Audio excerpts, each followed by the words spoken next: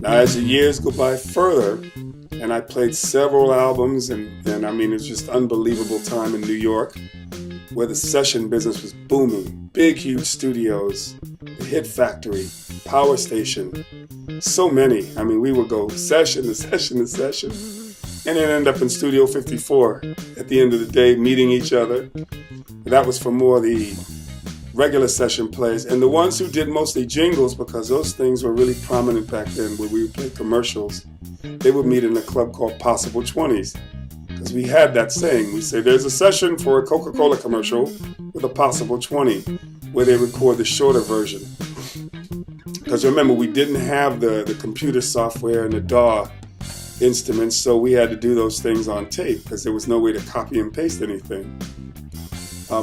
As it went on, I noticed that I started getting gigs. I went out with Narada Michael Walden. You'd have to look that up. And I did his album, and I wrote his hit song, I Should Have Loved You. We co-wrote it together. And that became a major hit. And he said, all right, we're going on the road. So I took a leave of absence from the play that I was doing and went out on the road. I think we were making, what, $150 a week or something like that, ridiculous. Riding in station wagons with the gear over our heads. We had to squinch down in the seat. And that was my first time playing on tour. We were opening for Billy Cobham. And then there was Narda. There were two drummers. And that's how I got my taste of touring. And we were in deep snow, all in the Midwest, trying to make it from gig to gig. And the funny part of it, we would try to wear these little jumpsuits or something to go out and pretend that we were the road crew, and then come back, change, and go out. But I think the people knew that we were setting up our own gear. And that was my introduction to touring and playing with artists. Subsequently, digressing, going back, when I was a kid, I went to the Apollo Theater on 125th Street in Harlem. And for those of you that don't know, every act in R&B played there. It's a historical theater, the Apollo. You should look it up. And I would go in there. My mother would take me. And she took me in there to see Jackie Wilson. And my favorite she took me to see was James Brown.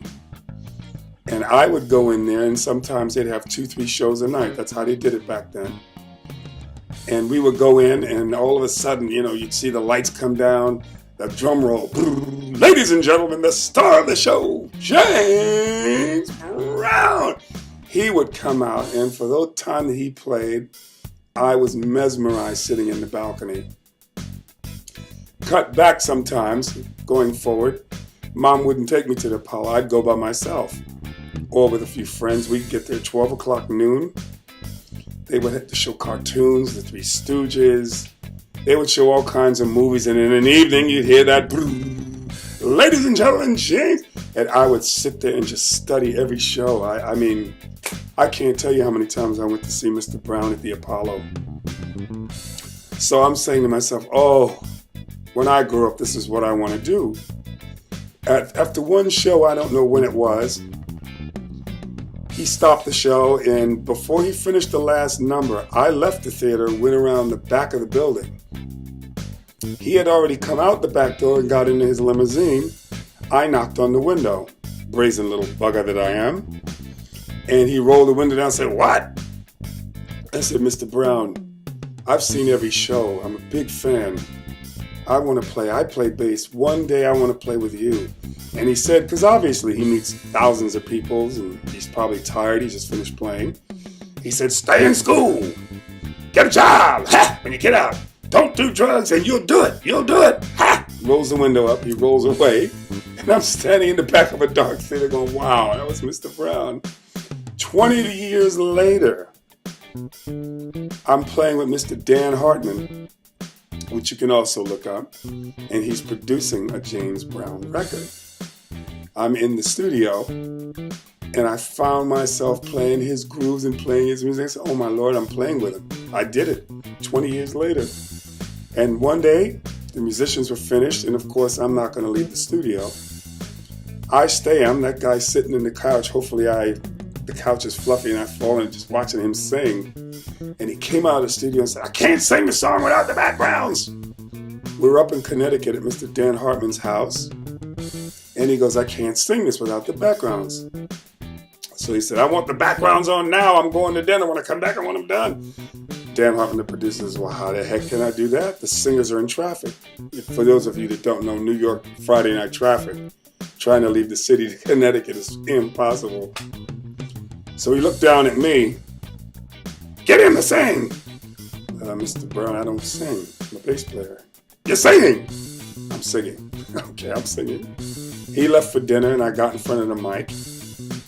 They started the track, and living in America. He said, that's the vocal sound we want. And I did 8 tracks of that, and about 2 or 3 more tracks with Mr. Hartman singing with me. Mr. Brown comes back and goes, that's it! And the rest is history. Living in America became a hit. I joined the Pretenders, was in London, and then he liked my vocal background sound so much, the producer flew there with what they call slave tapes. They just took the choruses and things like that, and I did the rest of the record in London. And that's how I played. And mostly the people who I loved and grew up playing and playing their albums, I ended up playing with, including right now, this very moment, later today at 12 o'clock, I'm sitting here playing with Bootsy Collins, and who would have ever thought that a bass player would hire another bass player? But those things do happen. And here I am. So the majority of groups that I played with, I dreamt to play with, and I actually did.